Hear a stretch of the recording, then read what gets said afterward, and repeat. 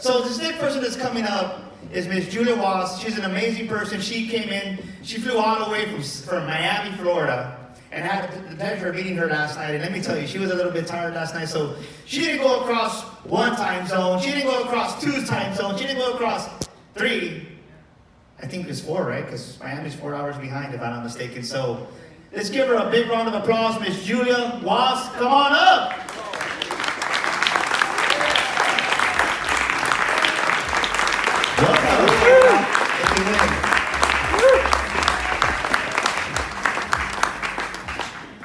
Who am I?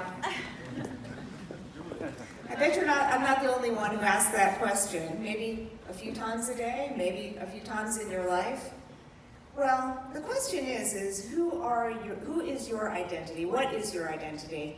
And the real question is do we define our identities, or do we let our identities define us? And for example, throughout our lives, I think all of us have various labels that are attached to us. In my case, I'm a daughter, I was a granddaughter, I'm a sister, I'm a friend, I was a girlfriend, I became a wife, I then became a lawyer, and a mother, and an ex-wife, and a second wife, a stepmom, and an empty nester. See, all of these identities, most of them are pretty easy to figure out what they are. It's pretty easy to figure out, what is a sister. Maybe your relationship with a sister is not the best, or it may be fantastic, but you know what a sister is. And you sort of know the role, and you know the role of being a friend and a wife. But one of the most troubling roles, because most women don't know what to do with it when they get there, is the role of and the identity of empty nester. See, the specter of the empty nest loomed very large for me in my life, so I'm going to tell you a story. It was September 1976. I grew up in New Jersey, and my sister Jane, who was older than me, was going off to college. So on that beautiful September morning, the car was packed with all of her stuff. Her luggage was in the car and all of her stuff was there, and my parents were going to take her off to her college in New York. It was her first choice school. Everybody was really excited. And so we hugged goodbye, and off she went to college. Now, I was sad to see her go, and I was frankly a little jealous for some stupid reason. I was always in a big old hurry to grow up. Don't know why. But anyway, it was a beautiful day, and I went off to high school, not really giving it a second thought. And that night, my parents came home and told me all about moving my sister into college, and everything seemed just perfectly fine. And the next morning, I got up to go to school, and my mother was not up. Now, my mother would either wake me up in the morning or she'd be up before me, so this was a little unusual, and I went into her room, and she was still in bed. She said she wasn't feeling well. Well, I wasn't particularly alarmed because my mother, frankly, wasn't feeling well a lot of my life. In fact, I always joke that I don't remember a day in my life that my mother was really particularly feeling great or healthy. And my mother's going to be 90 in April. So anyway, I thought, okay, Mom's probably got one of her sick headaches, and just went off to school, did my thing, went to high school, and my mother was a stay-at-home mom. So when I got off the bus that afternoon, my mother wasn't at the bus stop. She usually would be at the bus stop, and so that was a little odd. So I walked home, no big deal, and I walk in the house, and the house is empty and quiet. So I go up the stairs, go to my mom's room, and there she is, still in bed, still under the covers, still in her nightgown, still saying she wasn't feeling well. Okay, well, I guess she's still not feeling well, and maybe she'll be fine in the morning. And, I went and did my homework and made dinner for me and my dad and really went to bed. Well, the next morning, my mother was still in bed. In fact, my mother didn't get out of bed for 6 weeks. For 6 weeks, my world was turned upside down. I was terrified that my mother was dying. She kept complaining of these vague symptoms of being unwell and tingling and all kinds of vague things. For 6 weeks, I had to do the housework. I had to do the dinner, make all the meals. I had to take care of everything. But that wasn't the worst of it. The worst of it was my fear that what was happening to my mother. You know, she'd been ill before, but she never went to bed for 6 weeks, not even 6 days. And not to mention the fact that it was starting to get embarrassing, because at school, other mothers would ask me, so where's your mom? We haven't seen her lately. And of course I had to make excuses for mom, because I wasn't going to tell anybody that mom was in bed and hadn't been out of bed for weeks. So finally, at the end of 6 weeks, my father and I convinced my mother to go to the doctor. You know, you would have thought that we would have done that a lot sooner, but for whatever reason, my mother was unwilling to get out of bed to go to the doctor. So I remember that day really well because I was with her in the examining room. And my mother was acting like a child.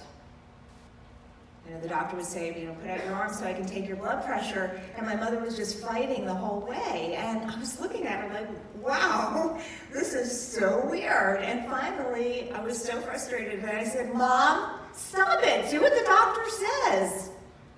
I yelled at my mother because she was acting like a baby. Well, we realized why my mother wasn't cooperating a few days later when we learned that there wasn't anything physically wrong with my mother. And I think my mother wasn't cooperating because she knew that there wasn't anything physically wrong with her. Truth was that she was suffering from empty nest syndrome. Okay, not for nothing, I was still at home, but my sister had left for college. And my mother sunk into a deep depression. So of course, once we realized there was nothing physically wrong with her, there was no reason for my mother to stay in bed any longer. So she got out of bed, and she sunk into this deep depression.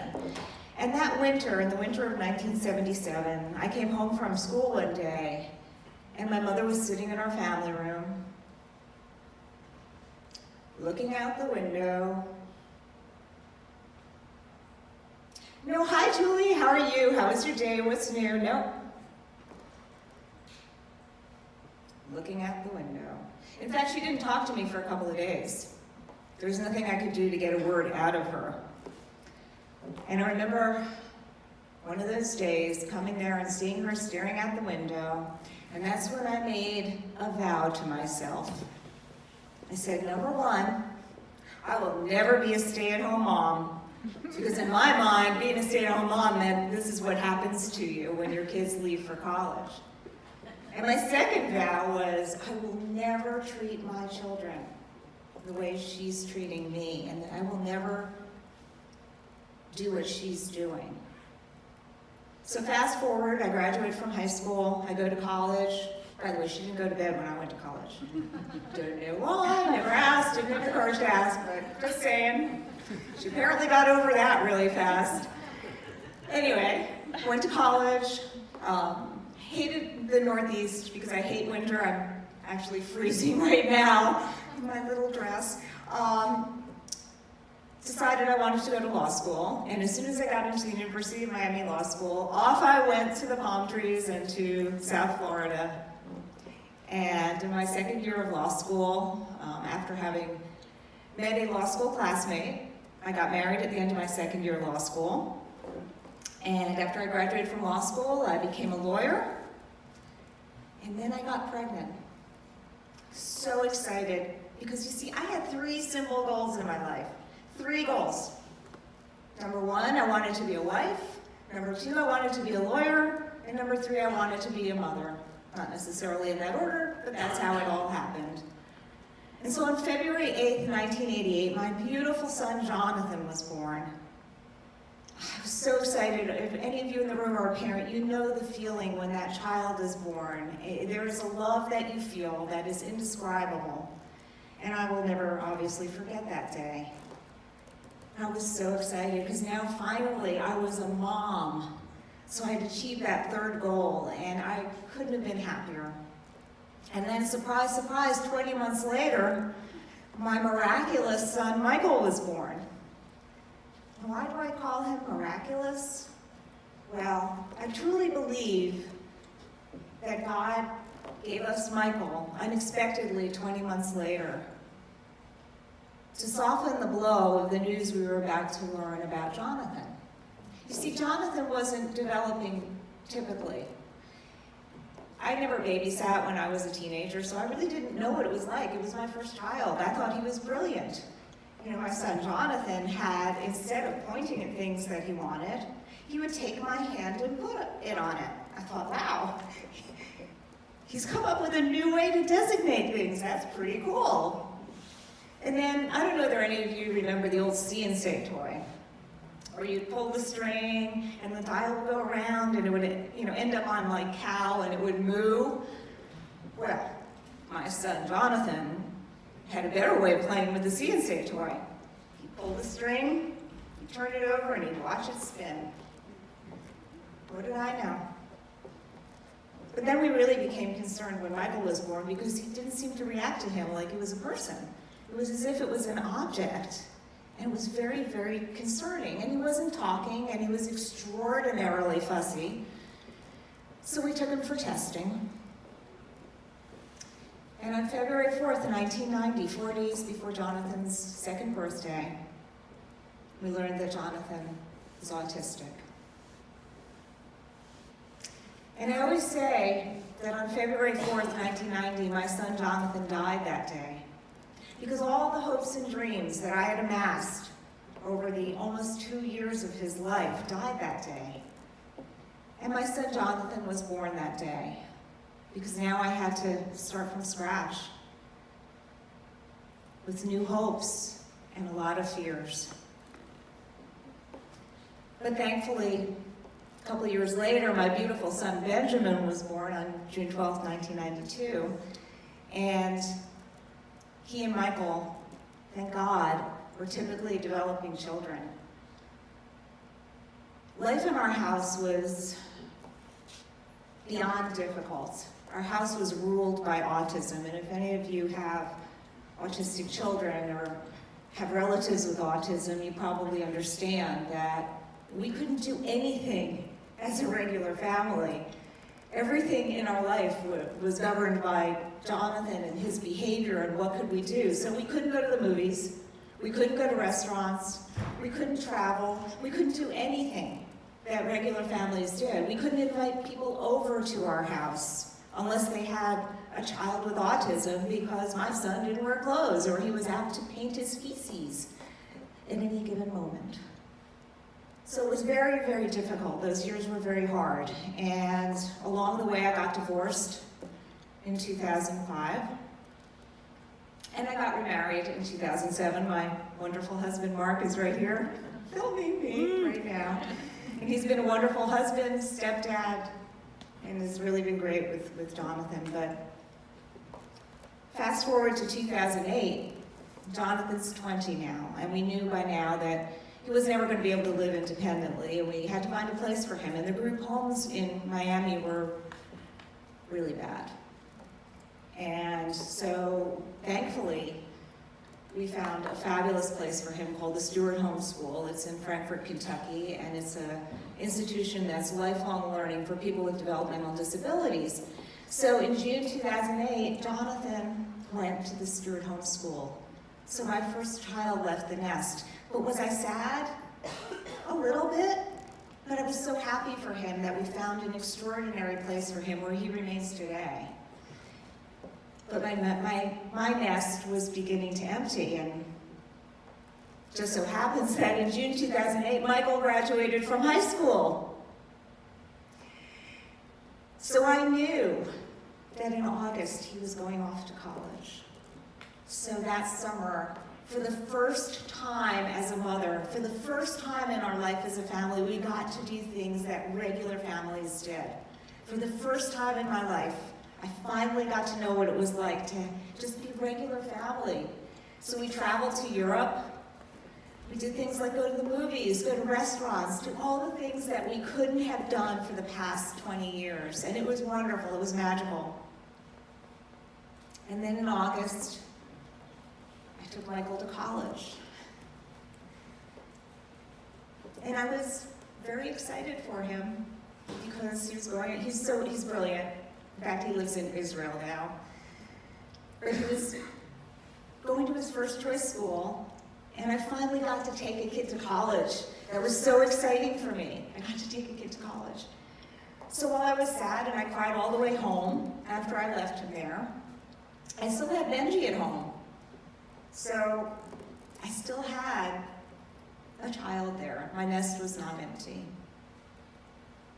So for the next 2 years, I was busy taking him to his concerts, to his band practices, to helping him with his homework, all of the things that you do with your high school age student. And then all of a sudden, it was June 2010, Benji's high school graduation. It was in this beautiful theater in downtown Miami. I was there with my son, Michael. And the music starts playing, and the students start processing down the aisle, and all of a sudden, at the top of the aisle,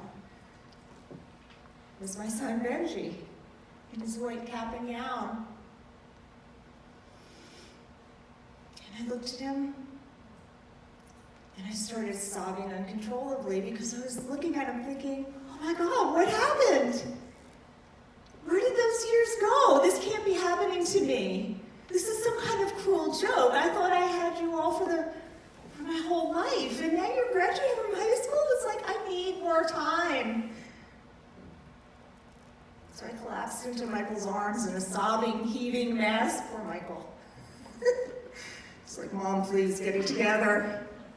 I was really proud of Benji, and I was so excited for him. But it was so sad for me. So I held my breath for the summer of 2010, knowing that my nest was going to be empty. And sure enough, I took Michael to college, and then I took Benji to college. And I was very sad when I left Benji because I was so proud of him too. It was so exciting to take him to college, but I knew what I was going to find when I got home, and sure enough, I get home. Next slide, please.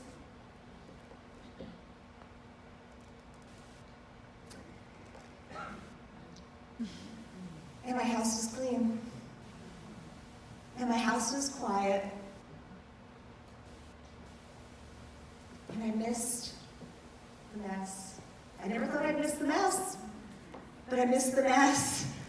And I was sitting there thinking, oh my gosh, there's no boys bickering. There's no socks all over the floor. What am I going to do? And then I looked in the mirror and I said, who am I? For the past, 20 years, 22 years, I've been either Jonathan, Michael, or Benji's mom. That was my identity. I was so-and-so's mom. Who was I? Yes, I was a lawyer, I had a full-time job, but really, who was I? So I looked in the mirror and I didn't like what I saw. I saw an old woman who didn't know who she was and what she was going to do.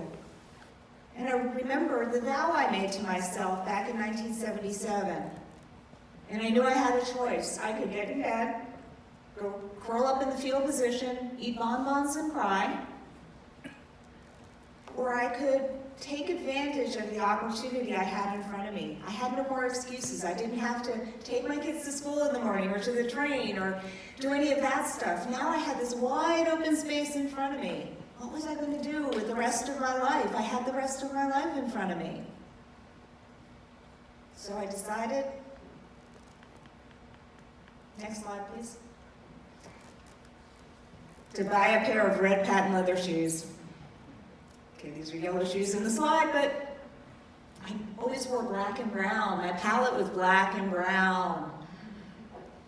I thought, oh, I'm going to buy a pair of red patent leather high heels, and I wore them to work. And everybody's looking at my shoes like, wow, cool shoes. So I went crazy. I started buying all these crazy colored shoes.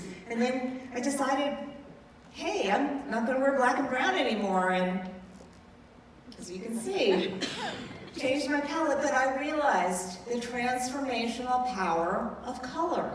It's truly remarkable what it can do to your spirit, to how you feel about yourself. And then I thought, what else am I going to do? And I took up pottery. I always wanted to put my hands in clay, even though I always did really badly in art class. But it was so amazing, it was so therapeutic to start creating things with clay. And then I looked in the mirror again and I realized I just kind of let myself go. I was really out of shape. So I had no excuse not to go to the gym. So I started going to the gym. And then I decided on my bucket list, next slide please. On my bucket list was I wanted to run a half marathon. So I signed up for this training course in Miami. Didn't know whether I could do it because I'd only run 3 miles in my entire life at a time. And in January 2017, I ran my first Miami half marathon. And I did it again in January 2018. And I ran 10Ks in the US, in Budapest, in Tel Aviv, and in fact, next Friday, I'm running the Tel Aviv 10K as part of the Tel Aviv Marathon series. So what did I learn? I learned that the empty nest is an opportunity for transformation. The empty nest doesn't have to be a time for sadness. It doesn't have to be a time to grieve. Life is a gift. None of us knows how much time we have left. But I believe that we have an obligation to honor that gift and to make the most of the time we have in whatever way we can. For me personally, transformation was because of my mother and because of the example that she set for me, and I knew I didn't want to follow that example. So I had my own personal motivator to do it. But it's not easy to do. Trust me, grieving when your children leave and having that whole craft a whole new identity for yourself is very, very difficult. But it can be done. And it is easy to give up, because if any of you have ever decided, oh, I'm going to start working out. I've never worked out before, but I'm going to the gym today. And I'm going to do 50 squats. And the next day, you can't sit down. And it's like, oh, I don't think I'm going to go back there again, because that makes me feel really bad. So you need somebody to help you, to push you, to support you in whatever way that you want to make the rest of your life a meaningful, fantastic life. And that's why I created the Fit and Fabulous with Coach Julie program, because I truly believe that we all need help to make our life the best possible. Whatever being fit means to you, mentally, physically, whatever being fabulous means to you, to have that support to transform yourself, because we are all, in a way, next slide please, oh, that's the last slide, okay. We're all in a way in a cocoon of all the labels, of all the identities that we have worn our whole life. And we have the opportunity to break through, to transform from a caterpillar into a butterfly, so that we can all rock the second half of our lives, whatever that means for any one of us. And so I feel that it's my purpose in life, and what I've learned through this whole process from childhood, teenagerhood, motherhood, and now empty nesterhood, that you're never too old to start again. You're never too old to reclaim your identity and redefine yourself. And we really must live our lives the best way we can. And I'm here to help you. And if you want more information on Fit and Fabulous with Coach Julie, please come see me at my booth after this show. Thank you so much for your attention.